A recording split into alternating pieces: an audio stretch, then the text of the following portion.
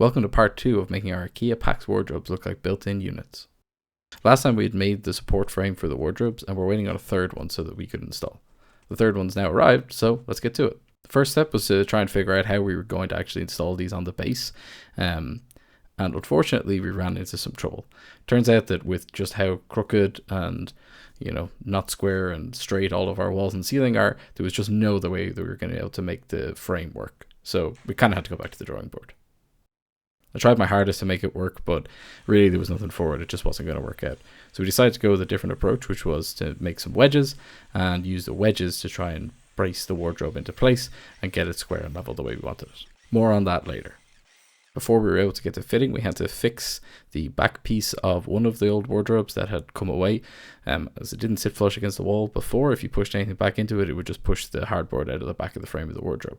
So it was quick work with the nail gun, got that done. I even got my lovely assistant to join me and help out there. We also had to cut a hole in the back of the hardboard of one of them so that we could get access to this plug socket, which we were going to be covering up behind the wardrobes. I'm sure we've all built IKEA before, so I'm not going to show you the assembly process here, but once we had them assembled, it was just a matter of screwing them together using the provided Chicago screws, and then we could start the process of manhandling them in place so that we could wedge them.